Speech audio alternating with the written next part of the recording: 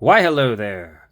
How is everybody doing today? A Knife's Tale here, bringing you a summary of a knife I have done a review on. This is the Civivi Sokoke, designed by Ray Laconico.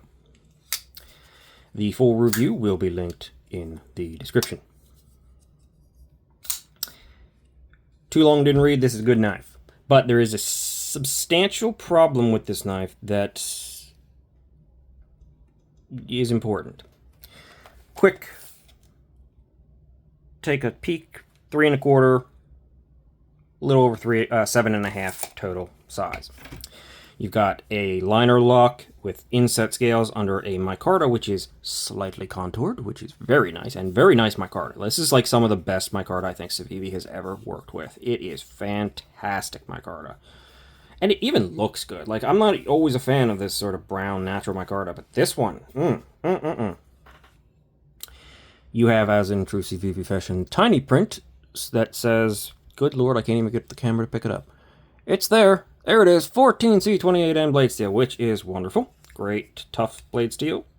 Alright, hold edge retention. Not great, but decent enough for a budget knife and very corrosion resistant. Got a drop point blade, almost modified Warncliffe sort of style blade. It's sort of an, or maybe sheepswood, I don't know. I'm going to call it a drop point because it's not coming that low, and it's, in fact, it's almost spear pointish in that regard. It's a blade. It's a knife. It's got an edge. It's got a steel. There you go. Thumb stud actuation plus a front flipper, even though it doesn't have the great jimping. The front flipper, as I fail it, does work pretty darn well. It's tall. It's easy to get to. They've got the right D10 here, so yeah, no problems there. We're on bearings. The Civivi logo is, that is one thing I don't love with the Civivi logo on this particular knife. I like when they give you the reflective Civivi logo with the black on it. This is matte and flat and single monocolored. It does match the finish on the rest of the knife, so I'm assuming that's why they did it. But I still do personally like those Civivi logos where they have, when they're not just blacked out or, I don't know. They just look good like that. Is that a deal breaker? No. The logo is on the pivot, as is the case with most Civivi, and we do have our Ray Laconico's name on the blade, which is actually very unusual for Civivi and we. They're usually completely sterile blades. Or darn near it if they have anything on them. In fact, most don't. Looking at another one over there. Is that ruining anything? No, the blade is still pretty good, pretty attractive looking. Great neutral open ergos, slight contouring as I said, actual backspacer. You got some positions, great, yes. The plunge grind does come awfully close to the edge, and that sort of dovetails into one of the problems, but you do have a little bit of life, because it is not only a little bit away from, but it's a little bit below. So you do have some life to work with. And as I said, we will get to the issue in a second. Lock bar is chamfered. It does stick proud. It's still pretty tight under there. Like, I'm not really comfortable coming just purely from the side, because this is not chamfered out at all. It's slight horizontal, and you don't have to come at it from completely below, but slight horizontal gets you in there a little bit better. I don't mind that, as long as it's not tight and I can easily get in there. I don't really have a problem with slightly adjusting how I come at it, as long as it's not like I can barely get it from coming at it like this. That would be a problem, but that's not the case here, so I don't mind it.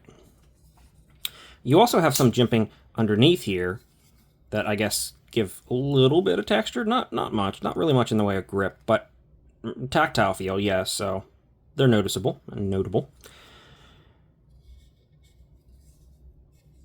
As is true Civivi fashion, you have a deep carry pocket clip, though I will say this is arguably, it's not all that different from, Civivi's standard one, but it's got a little bit less of a duckbill, it stands a little, it's not quite as proud, and it's just, I don't know. It's smoother and sloped and finished differently. It feels a lot better, actually. It's very comfortable. Good retention, good functionality. That's pretty much usually the case, but you can usually feel them more than this. This is much more comfortable. Maybe it's just because you got so much adjustability here, and you've got this little bit of swell to hold it in your hand and give you some more ergos. I don't know. It works better than even most Civivi clips do, so, and feels better. It is also reversible on this one, though, of course, it is a liner lock, so you're going to have to deal with that either way. Screws are flat, and the entire thing's inset.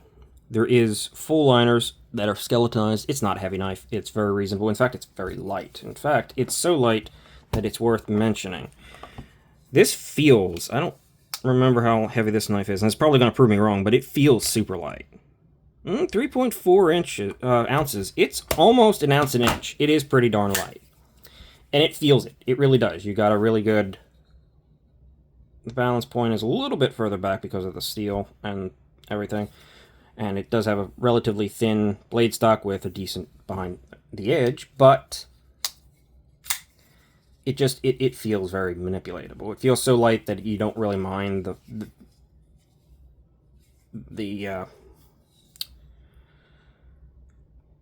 mind blank, no me talkie.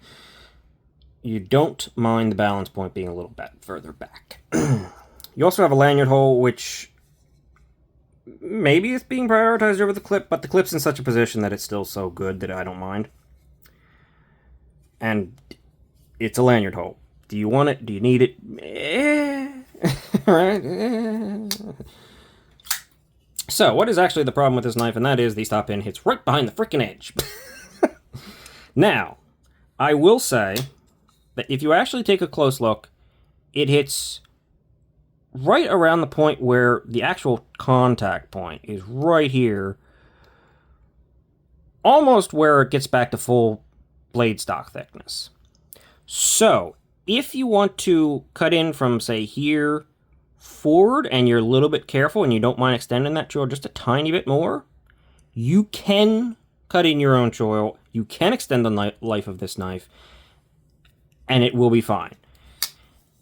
Is it a little close? Is it a little tricky? Is it something where you're going to have to probably pay a little more attention, be a little more careful than you would otherwise? Yes, that is a problem. It shouldn't be there. I wish it had just, internal stop pins or a stop pin up here that the blade could be mounted around. Yes, that would be better. Is it a killer for this one? It is close, but I'm going to say, and I think I came down on it pretty strong in the review, but I'm going to say it is serviceable.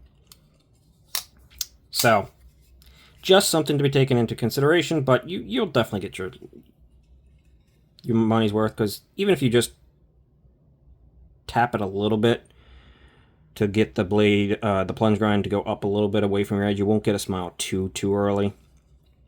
So you'll probably get a decent amount of money's worth, as this is a budget knife. And honestly, really, really good for the price. It is. It is under the $75 mark for the budget knives, if I recall correctly. Unless I'm completely potatoing. I don't think I am, but